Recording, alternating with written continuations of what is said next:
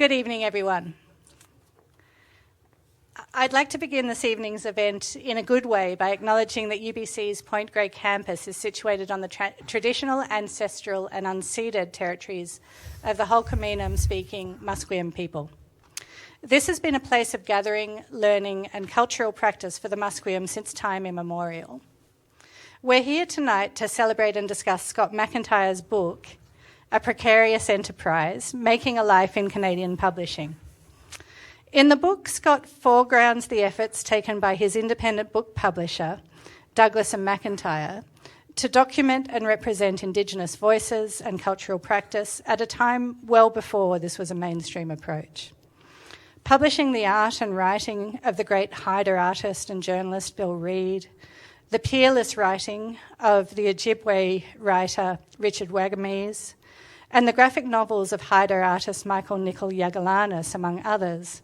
One of Douglas and McIntyre's earliest books was The Days of Augusta, a book that recorded the reminiscences of Shuswap and Métis woman Mary Augusta Tappage, which was, as Scott writes in A Precarious Enterprise, largely overlooked in BC at the time, but praised by the Smithsonian magazine as a contemporary classic of oral literature. Scott explains that showcasing Indigenous cultural and political issues was important to him and his wife Corky for several reasons, including because of Corky's introduction to that world under Professors Audrey Hawthorne and Wilson Duff at UBC. In the context of this celebration by UBC of Scott's contributions to Canadian publishing and Canadians' understanding of their cultures, histories and literatures, I can think of no better testament to the importance of incorporating Indigenous literatures, cultures, and political and legal aspirations into higher education than this. My name is Emma Cunliffe, and I have the honour of serving as the principal of Green College, which is an interdisciplinary academic programming space and a graduate student residence here at UBC. It's my privilege to serve as moderator for tonight's roundtable. Let me briefly introduce our speakers. Scott McIntyre has been described as a BC literary hero. A graduate of UBC, where he edited the UBC yearbook Totem, he knew early in life that publishing was his destiny. Having caught his dream job at independent Toronto-based publisher McClelland and Stewart in 1967, he loved the publishing world but missed his hometown of Vancouver. He and Corky returned to BC in 1970, founding Douglas and McIntyre with Jim Douglas. Over the next 43 years, Douglas and McIntyre helped to shape the Canadian publishing world and contributed enormously to the documentation of BC stories and BC voices. When I moved to UBC from Australia in 2002 to begin my Masters in Law, my sister Claire accompanied me. Having settled me into Green College, where I would be residing through my master's year, she presented me with a copy of Douglas Coupland's brilliant book and work of art, City of Glass. I read and reread that book and shared it with friends and visitors as a key to the city that was quickly becoming home for me. It was only when I read Precarious Enterprise that I began to understand how much of my sense of this place has been shaped by Douglas and McIntyre's publications catalogue. Robert Bringhurst is a poet, author and typographer and a dear friend of Scott and Corky's. A graduate of UBC's MFA in creative writing, he has translated works from the Haida and Navajo languages into English and wrote The Elements of Typographical Style, an authoritative reference book on typefaces, glyphs and the visual arrangement of type. He was named an Officer of the Order of Canada in 2013. Marcia Liederman is a columnist for the Globe and Mail, where she was previously the long-term Western arts correspondent. Prior to joining the Globe and Mail, Marcia worked for the CBC. At the Globe and Mail, Marcia's award-winning work as an arts and culture feature writer has included an oral history of Margaret Atwood and an essay on the arts and climate change. As a columnist, Marcia's areas of interest include social justice, politics, feminism, the environment, arts and culture, family life, and the everyday. She is also the author of 2 books. Kenneth White is a Canadian writer and publisher and the president of Sutherland House. Sutherland House is an independent Canadian publisher of non-fiction founded by Ken in 2017. A former editor of Maclean's magazine and the National Post, Ken is also the author of several books. He was named the Canadian Journalism Foundation's Newsperson of the Year in 2008. The format for this evening's roundtable is that Scott will leave us out with a brief discussion of the book, its genesis and its core themes. On that note, I'd like to acknowledge with gratitude that the book began in part as a series of lectures given at UBC when Scott was a J.V. Klein lecturer in 2019 and early 2020. The J.V. Klein Endowment was established in honour of John Valentine Klein, a former Justice of the BC Supreme Court who served as UBC's Chancellor. J.V. Klein lecturers are selected for their outstanding expertise in one of several fields, including the arts. After Scott has introduced us to the book, we will turn to our three readers. In turn, Robert, Marsha and Ken have prepared responses to the book on slightly different themes. Scott will have a chance to respond to his readers before we open the conversation up, first between the author and his readers, and then to our audience. So please join me in welcoming our guests.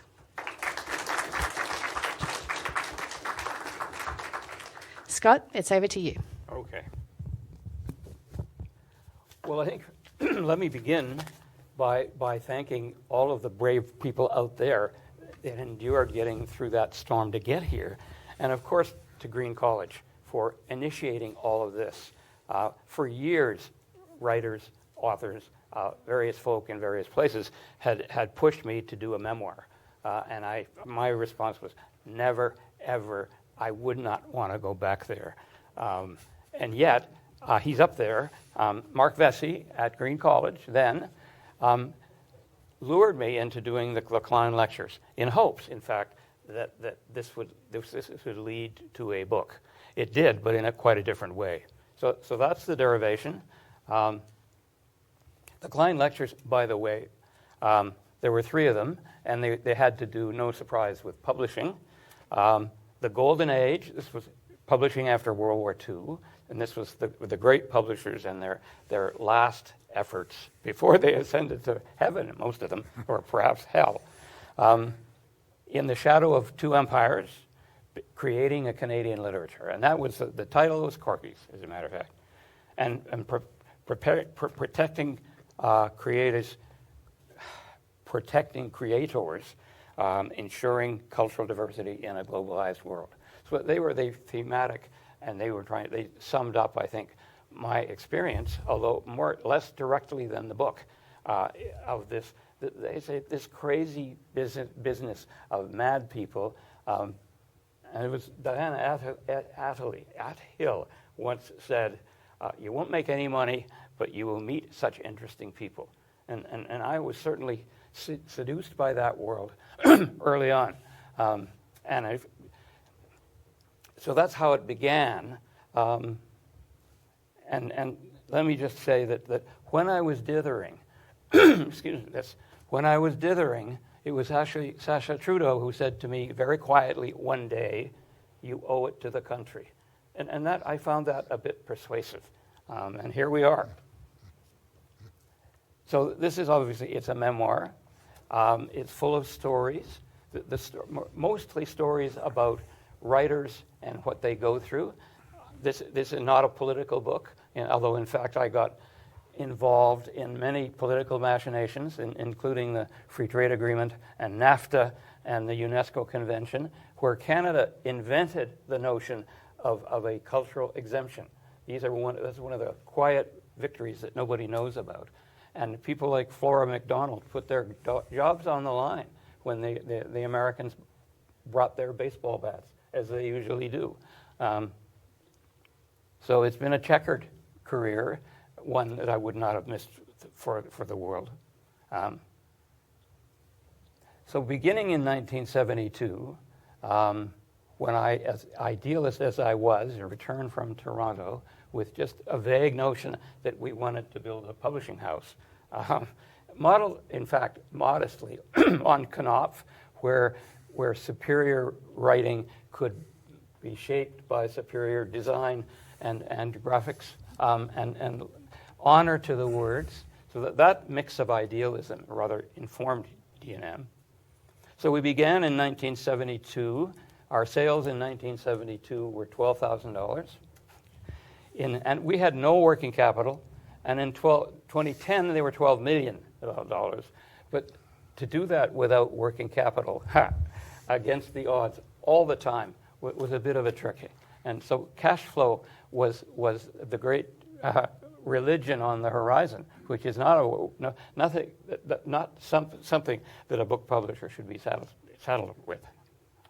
And so when I began in sorry about this, in publishing, it was 1967.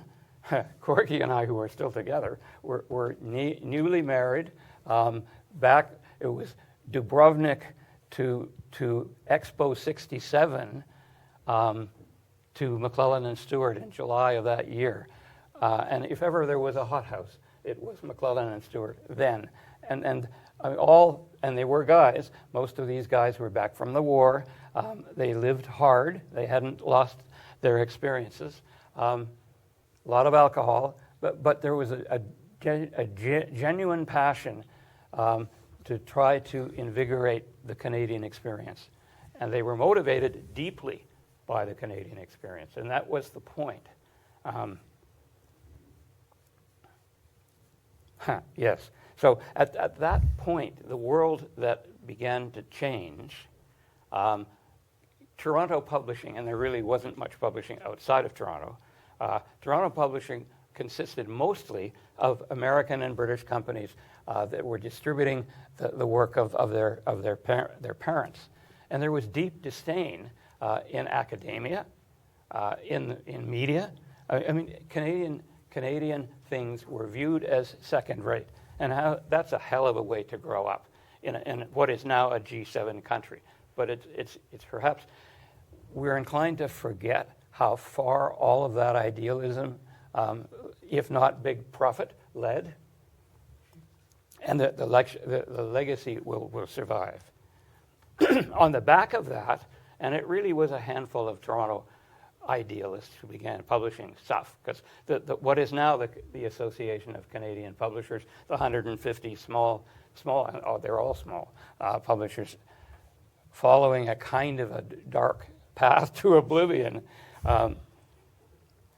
Public policy then began to follow, and the Canada Council was launched, the Writers' Union was launched, the ACP was launched. I mean, there was this kind of cauldron of possibility.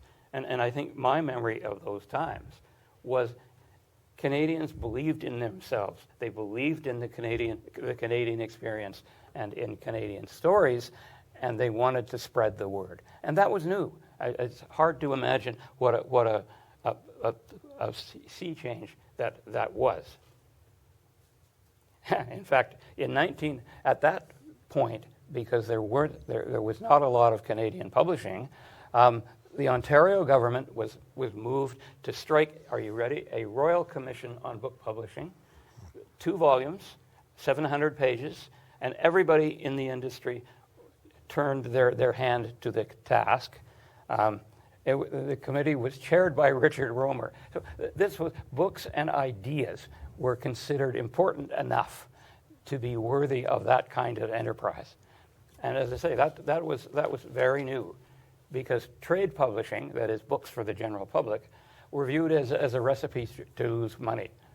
Money was made in educational publishing, and as a frill on the side, you could perhaps publish some Canadian fiction and nonfiction.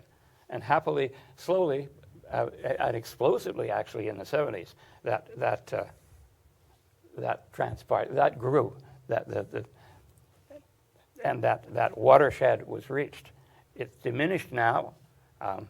Canadian-owned publishers had 30% of the market 30 years ago. They have 5% now. Think about that. Books created by people in this country, by Canadian-owned houses, don't even scratch the surface. And at this point of an existential moment in the country's life, we have a job to do, and I think we need to address it in a whole new way, but that's for another time. Along the way, to to augment our publishing, we actually spent 17 years representing Farrar Straus, so we had a significant literary presence, and Thames and Hudson. So on the art side and the literary side, we were buttressed by some iconic fellow travelers. And if you think that McClellan and Stewart was a hothouse, Farrar Straus in those days, and Roger himself was a real piece of work. Eloquent, brilliant, salty language to make, salty enough to make any sailor blush, but passionate about it.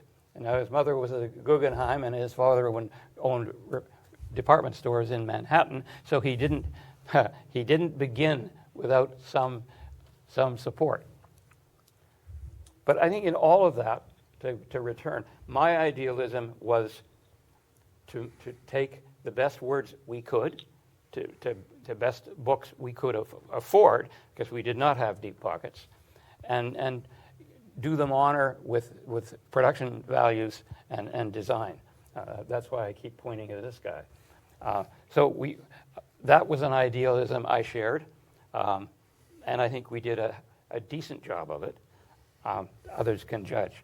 So along the way, the book is really about the journey. It has an echo of the financial agonies, which were regular, but it's really about the authors and the artists and the creative folk we were blessed by working with.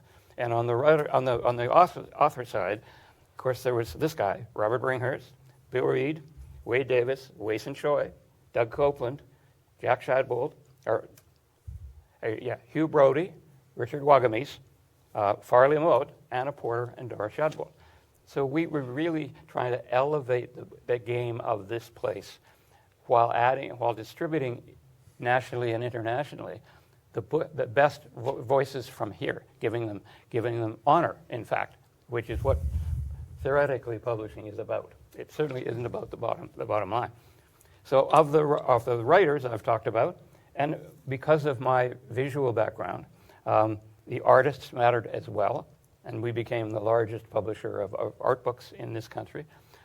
Emily Carr, Robert Davidson, Bill Reed, Susan Point, Fred Herzog, Jack Shadbolt, Cornelius Craighoff, Tom Thompson, Alex Colville, and on the side of the architecture, Arthur Erickson and Jack Diamond.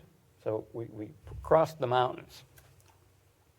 And in fact, because I always felt that food was a significant portion of any culture, we published the great chefs of this town, who were Alberto Mengi, Vikram Vij,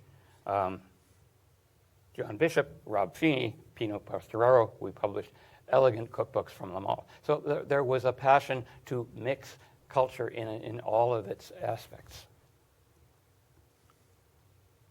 Yeah, I think probably I can conclude now. To say I got involved with the FTA and the NAFTA and UNESCO, which was a voluntary thing, but gave me direct access to ministers and deputy ministers and people all over the world. So the idealism was genuine, but it was tempered by reality for all the time, in fact. So let me just leave you. Why do we do this? Why does it matter? There's a great quote from Jeffrey Faber at Faber and Faber. Books are not mere merchandise. They are a nation thinking out loud. And I would extend that to say, if you don't know your own stories, you don't have a country. And we're in that existential moment. And with that, I'll turn it over to whoever is next. Thanks so much, Scott. Over to you, Robert. Was that okay for time? Well, Scott said many of the things I came here to say, so I can be very brief. He's talked about honor and motivation and idealism and the importance of books as something far more than merchandise. He's written a very fine account of publishing in Canada, and he knows far more about publishing in Canada than I ever will, so I propose to set his book in context by talking about some things that are not in it. That would be publishing elsewhere in the world. Not that he doesn't know about that too. But maybe I should say, first of all, that publishers are very important to writers, and Scott was my publisher for many years. And I worked for him as a typographer and an editor, as well as contracting with him as a writer. So I got a chance to see him work, and I really admired what I saw. And I still do.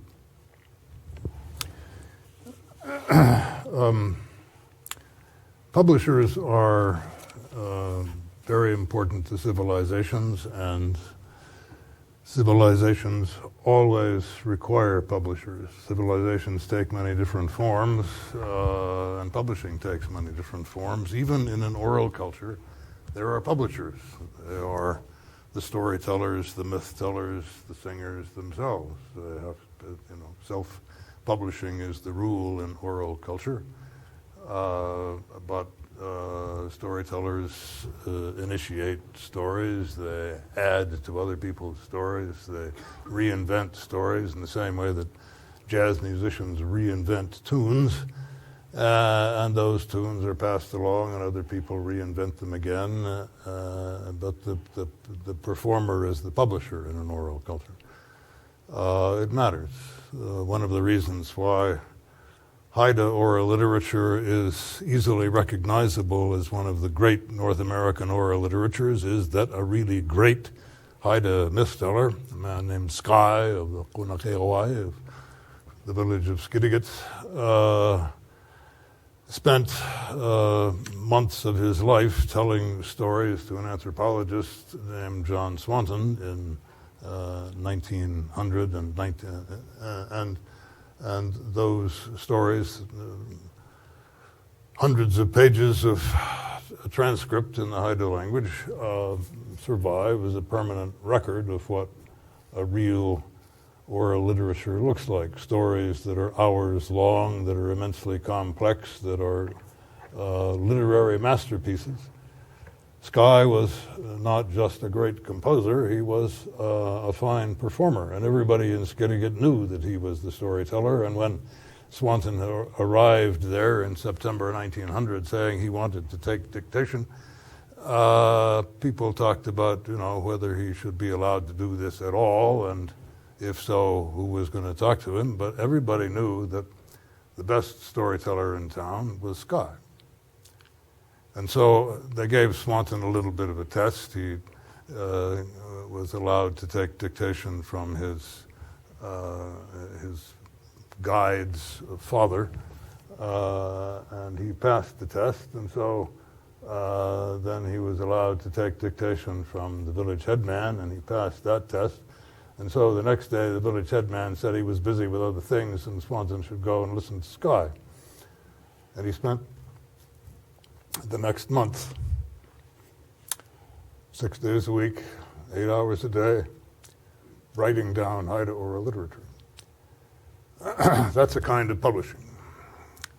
In societies that have script or print, publishing becomes something else, a kind of business, something that is done by somebody other than the author.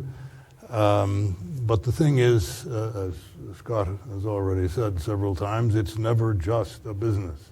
Of course, you have to have business sense in order to run a publishing company, but if that's all you have, you're worthless as a publisher.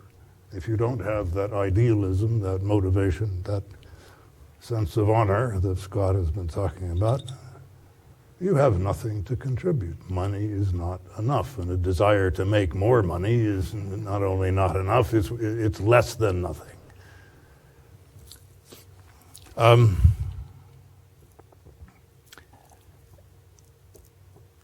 Rilke's publisher, Rainer Maria Rilke's publisher, was a man named Anton Kippenberg, who founded a company called Insel Verlag in Frankfurt in 1899, I believe. Still there. It is still there. It's been through some rough times. It's now a subdivision of Sorkamp, an upstart.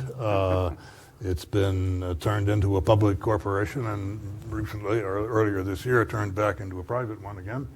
It had a hard time, but not an impossible time, during the Second World War, when it operated in 3 different places, with 3 different offices in Berlin, Frankfurt, and Leipzig.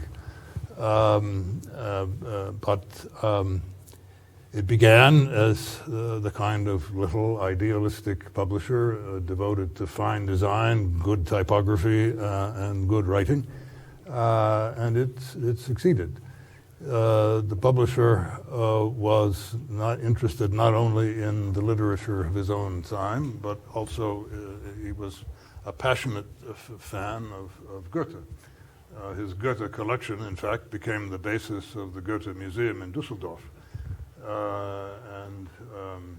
And he published God knows how many editions of Goethe's work over the years, making him into even more of a German culture hero than he was at the beginning of the 19th century. Kippenberg started publishing Rilke in 1906, I think, or no, well, around there, 1906, 1908, and continued to the end of Rilke's life. It's not real easy making a living as a poet. Some of you may have heard. So Kippenberg and Rilke was popular. His books sold immensely well for poetry books, but they didn't come out on a regular basis, and Rilke wasn't making a reliable income. So Kippenberg undertook to pay Rilke an annual salary. He was not the first publisher to do such a thing. The great Parisian publisher Michel Lévy did the same thing for George Sand in the 19th century, paid her an annual salary on the understanding that her manuscripts would come to him for first refusal. And he was her publisher, and Flaubert's publisher, and Baudelaire's publisher, and the soul of French literature for some time. Kippenberg undertook to pay Rilke a salary, and so Rilke had, in effect, a lifetime Canada Council grant, courtesy of his publisher. Kippenberg didn't probably lose very much in the end, but he had to risk money year after year to keep Rilke alive. So he didn't make Rilke into a great poet, but he allowed Rilke to devote himself to being the extraordinary poet that he was. Without Kippenberg, there would never have been the Neue Gedichte, there would never have been the Duineseradagie. Those books wouldn't exist, because Rilke wouldn't have lived the life that it took to write them. Kippenberg was a businessman. He generally turned a profit. He made mistakes. Rilke, early in their relationship, came to him one day and said, there's this wonderful French novel. I've read it in manuscript. You have to publish this book. You have to buy translation rights for this book instantly. What is it? It's called Du Côté de Chez Soi, Marcel Proust. Kippenberg looked at it and said, I don't like it, turned it down. So somebody else made the money from the German translation of Marcel Proust. But Kippenberg did what he could do. Publishers can't do everything, and of course Kippenberg could not prevent the rise of Nazism in Germany and Austria. He could not prevent the Anschluss. He couldn't even prevent Rilke himself from becoming, for a time, an enthusiast for Benito Mussolini. But he could be patient enough for Rilke to come to his senses, which he did. And he weathered the difficulties of the Second World War when his company was split into parts, as I mentioned, and when he was effectively prevented from publishing all the Jewish authors on his list, Stefan Zweig and a great many others. No one could do in Canada what Kippenberg did for Rilke, because Canada is not that kind of country. The reasons for that would take me a while to explain, but you all know what they are, so I don't have to. But publishers have been able to do some things in Canada, and they've done them only when they understood that publishing is not just a business. That money is used for making civilization and not civilization for making money.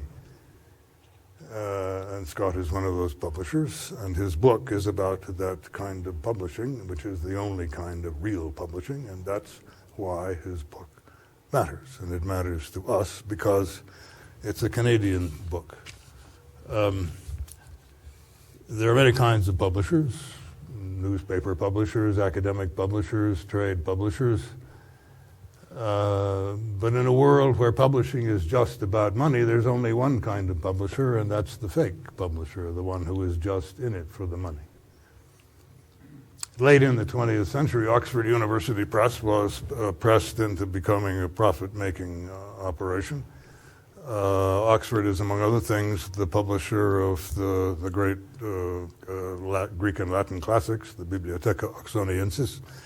And in the 1990s, those quintessential books, the Homer and Plato and Thucydides and Herodotus and the rest, shifted first to being printed on acidic paper because that was cheaper, and so they began to turn brown in 6 or 8 months.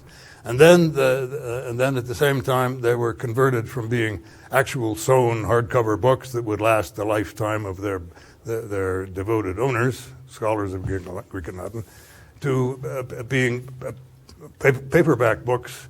I'm being threatened with extinction here, but I'll be done very soon.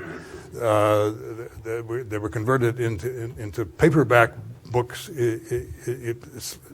cemented between pieces of cardboard. They look like hardcover books, but when you open them up, they fall apart because they're held together by glue instead of thread and ingenuity. What kind of mentality does that take? Oxford University Press does not have a publisher anymore. It has a CEO whose training is in engineering and whose experience is in management consulting. He knows nothing about the humanities. He cares nothing about the humanities.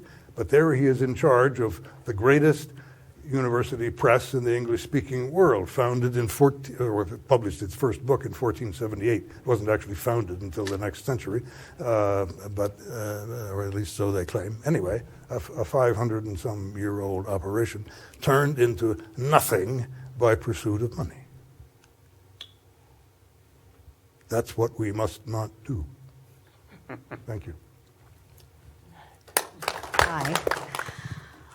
Well, I have no idea what I'm doing here. My imposter syndrome has been sent into overdrive by your talk, Robert, so thanks for that.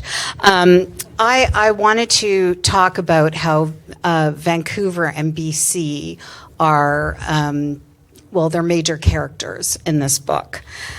So when I moved from Toronto to Vancouver, no booing, to take on this dream job of being the Globe and Mail's Western arts correspondent, I understood that Vancouver's art scene was different than Toronto's, but I don't think I quite understood that it wasn't just different because it was in a different place.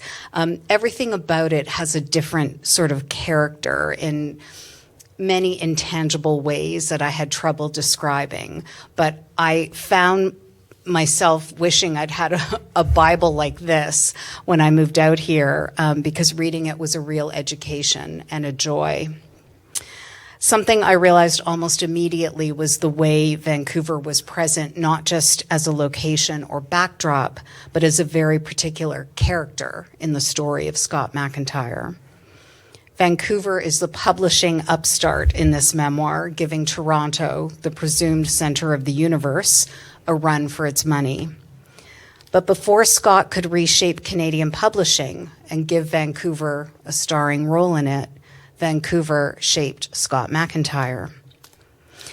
His maternal grandmother had taken painting lessons from Emily Carr, and Scott writes about these memories from his childhood when his mother lived with the family, the smell of turpentine and very slowly drying paint. And for his eyes, the strange juxtaposition of purple and green, characteristic of Carr's forest palette.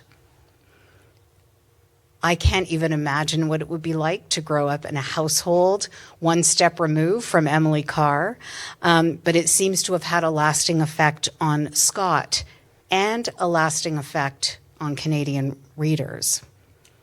So consider the subject matter of one of his first artistic endeavors.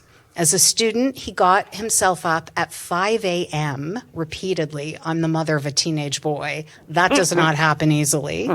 And would drive to the beaches out here at UBC and film sunrises. And then he edited together a 20-minute film and set it to the soundtrack of La Mer by Debussy. And then studying art at UBC, or the arts, he was introduced... I can't believe you had these mentors, B.C. Binning, Alvin Balkind, and Abe Rogotnik. These are legends. B.C. Binning, of course, you know, is the painter, but Abe and Alvin are essential, important figures in establishing a Canadian fine arts scene, or a fine arts scene, period, here in Vancouver. They are legendary here. And I think that early exposure helped create Scott's interest in art, especially West Coast art, and that would find its way into print in the beautiful books that his future company would publish. They include The Art of Emily Carr, which is a seminal book by Doris Shadbolt. It's often cited. I looked up the Globe and Mail review from 1979, so here's an excerpt from that. The book will endure as something much more than part of a passing popular fad. It is that rarest of finds in current Canadian publishing, a book that deals clearly and sequentially with the art itself, its slow evolution, its influences, and the all-consuming emotional demands it made on the artist. D&M published so many books by so many artists. You heard Scott mention a few of them: Jack Shadbolt, Gordon Smith, E.J. Hughes, Robert Davidson, Bill Reed, of course. Most of us can't own a Shadbolt or an Emily Carr, but we can own a book that shows off their art and provides insight into it. I have many of these books on my shelves, and they have helped educate and inspire me, and on it goes. So a book's life can exceed a book's life. Scott's book begins at a very Vancouver location, the Bayshore Inn, with a hungover Jack McClelland agreeing to hear a book pitch. It was 1966, the year I was born, Scott, sorry. Well, you can tell I'm older.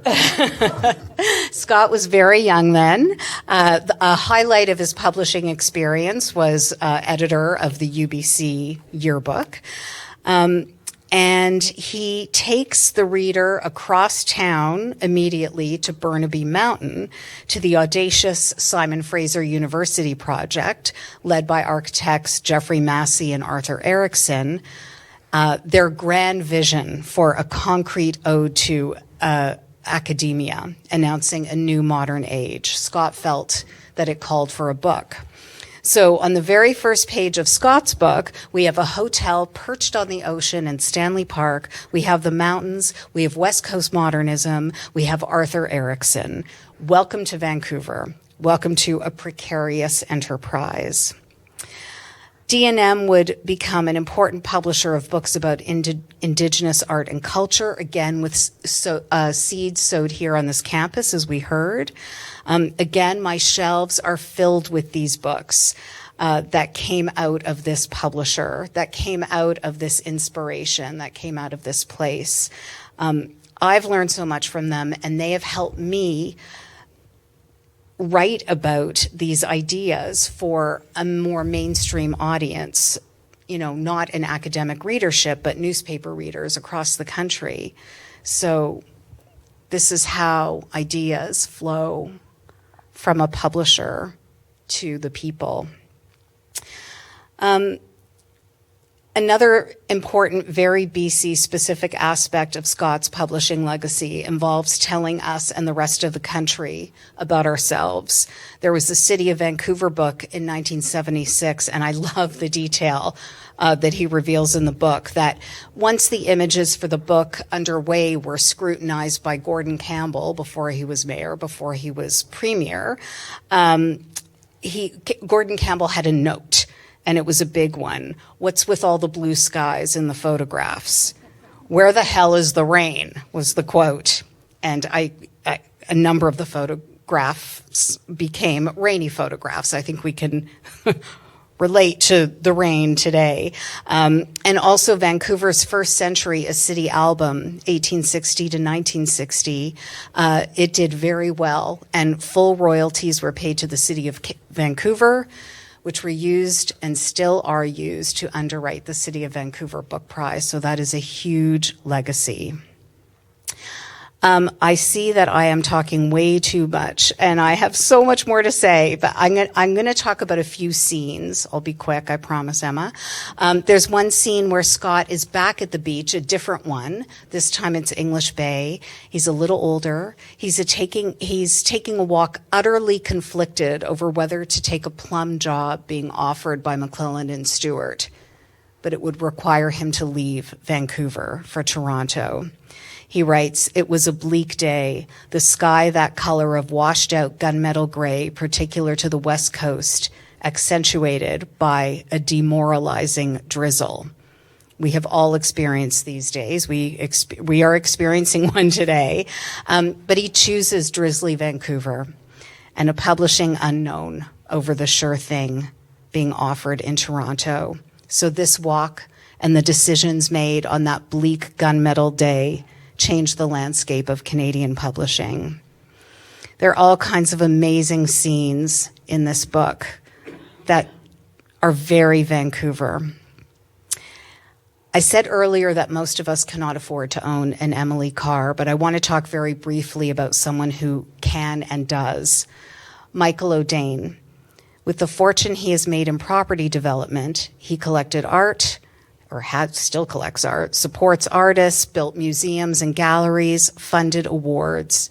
Michael does this not just because he has the cash, but because he loves the art and he loves this place. And Scott played an important role in that. Michael told him, "The books you bravely published about the history of our beloved province and those who created it played a crucial role in my love of British Columbia art." And that love has helped shape BC. Scott also published novels, including The Jade Peony, which he mentioned, by Wei-Sin Choi, set in Vancouver's Chinatown. I read it in Toronto before I'd ever been to Vancouver. The city came alive to me in a way I had never felt when reading anything else about it, in a way more visceral and real than all the photos of mountains and oceans. And another note on novels, Scott missed the boat on perhaps the most successful novel ever to be published by a Vancouver author, maybe, Generation X by Doug Coupland. Scott turned that down, but he did publish, as he mentioned, actually Emma mentioned, Doug's most Vancouver book, City of Glass, which became not only a massive bestseller, but one whose title has provided, as Scott points out, the go-to description for this city, and I have used it many times myself.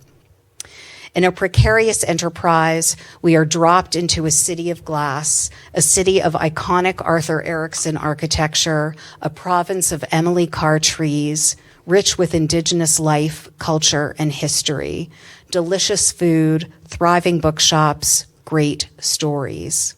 It's all reflected here in these reflections. Thank you.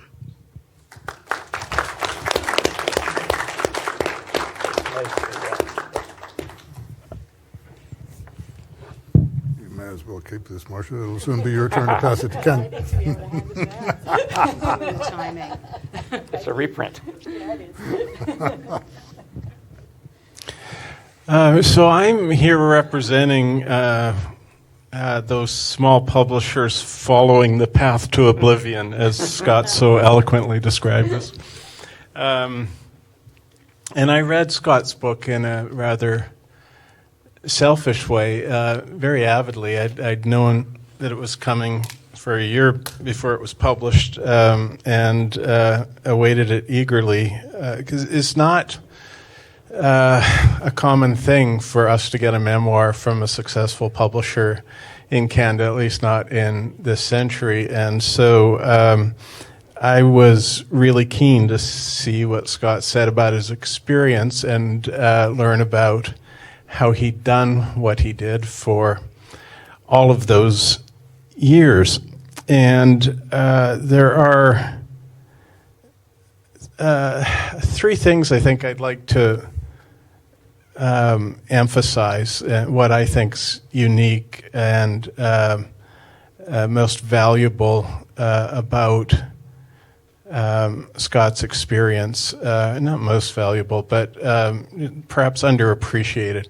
And I'm going to respond, I think, in a way to, or build on what Robert was saying about publishers and their role. Robert's absolutely right that a publisher who's only in it for the money is nothing. The flip side of that coin is that a publisher without money is also nothing. You can't support any writers, you can't publish any books. And Canada actually has quite a few publishers of taste and generosity, people who are concerned about Canadian letters and about Canadian writers and supporting Canadian writers. What we haven't had very much of is publishers who manage to make success out of their publishing houses. And there were a number in the 70s, 80s, 90s, and many of them born in the mold of McClellan and Stewart. Companies like Key Porter, House of Anansi, ECW, Stoddart. There was probably half a dozen significant publishers in Canada during that period. Scott's Douglas McIntyre was one of them. But really, he lasted much longer than any of them did, and had, I think, more continuous decades of success than any of them did. And that is, to my mind, a real accomplishment.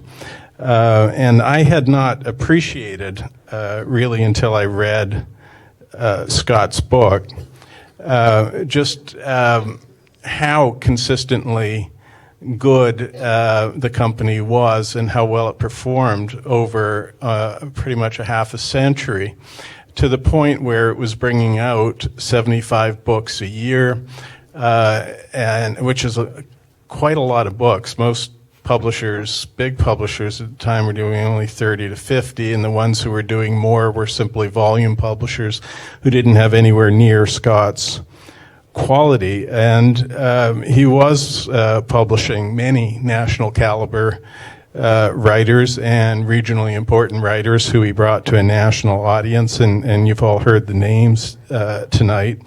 And the books were selling, some of them phenomenally well, not 50, 100,000 copies, 150,000, and one, I think, Scott reached over 300,000 copies, and those kinds of results you just really don't see a lot of in Canadian book publishing. So I want to underscore the fact that Douglas and McIntyre was not only a publisher of many good books, but it was a very successful operation.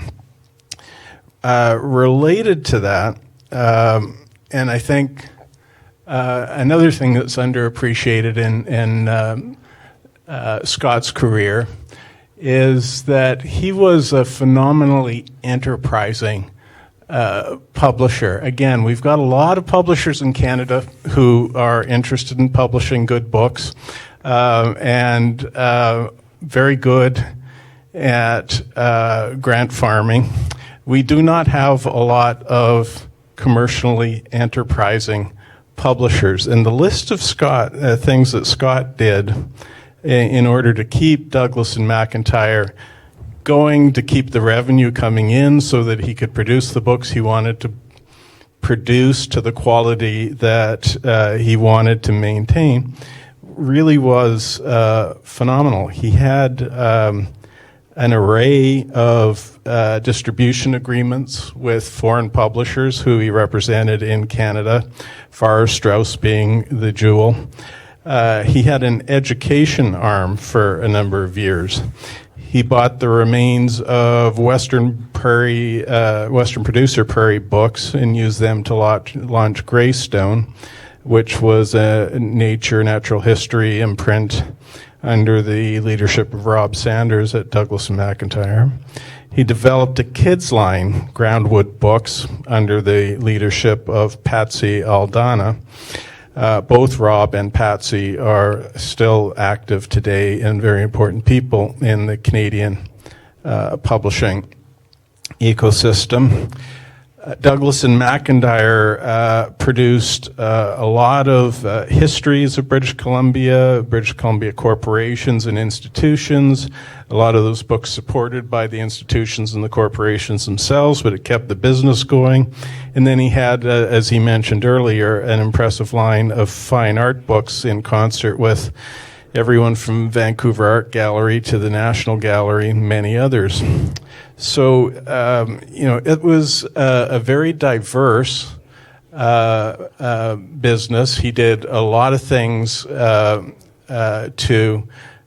keep his revenues going, to keep his staff employed, and to keep doing the things that meant most to him, which was publishing the fine books that others have talked about here tonight.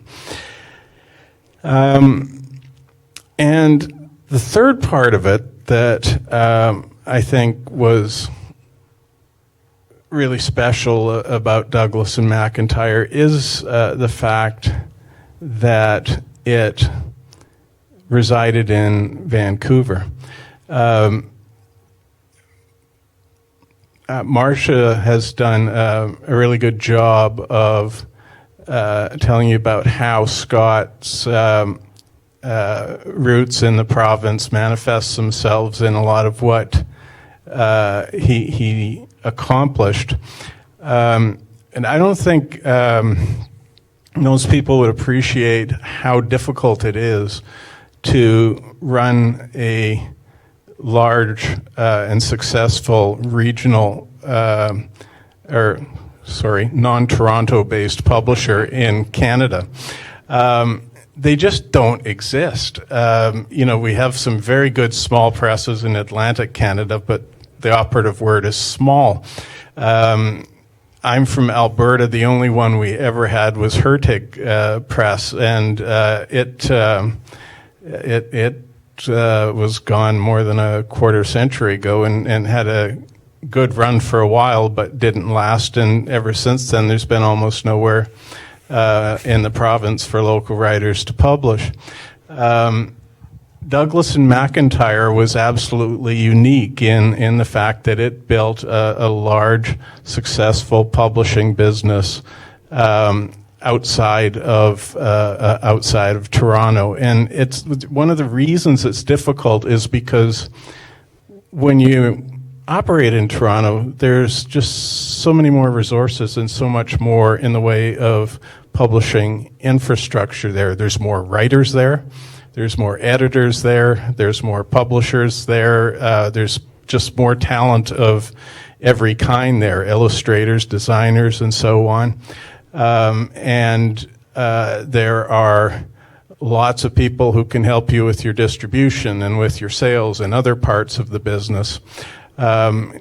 Scott had to grow all of that himself out here, in partnership with Mr. Douglas, who'd been kind of a pioneer in BC publishing. The talent was here, but he also had to then go out himself and identify it and nurture it, and did a phenomenal job of that. So, again, he was unusual in having built a large, commercially successful publishing company in Canada, and the fact that he did it in Vancouver was a degree of difficulty, I think, double over what it would take to do it in the center of the universe. And those are the things that I think I learned in the course of reading the book about, what was original and unique in Scott's experience.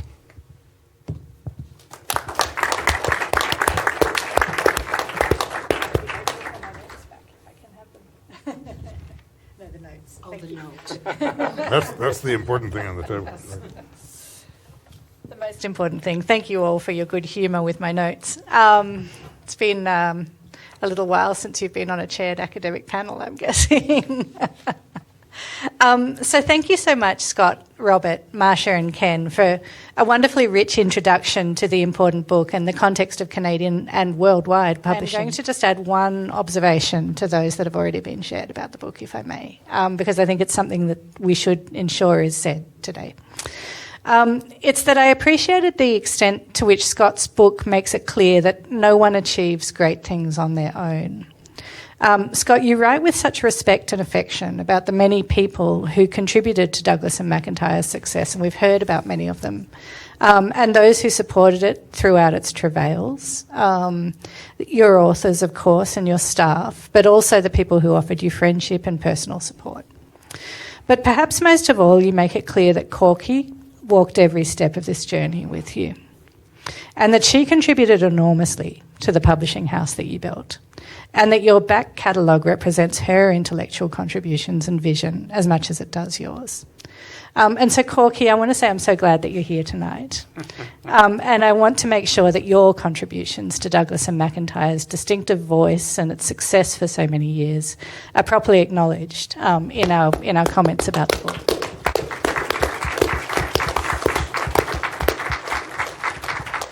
And Scott, I want to thank you for offering a model about how one writes about a great partnership, because I think it's not every author who would be as clear about the relationship that you had with Corky and all the ways in which she was with you every step, as you are. And so now over to you. Am I supposed to respond to all of that? I would say I'm feeling 5 minutes. feeling a bit humbled at the moment. I think the kind and gracious words that all of these folks spoke perhaps exaggerated the circumstance a bit, but that's just me. I think just two quick things, and that without dragging this on, because time is sensitive. There was a great German publisher in the mid-19th century, Alfred Dolan, who had a line that I love.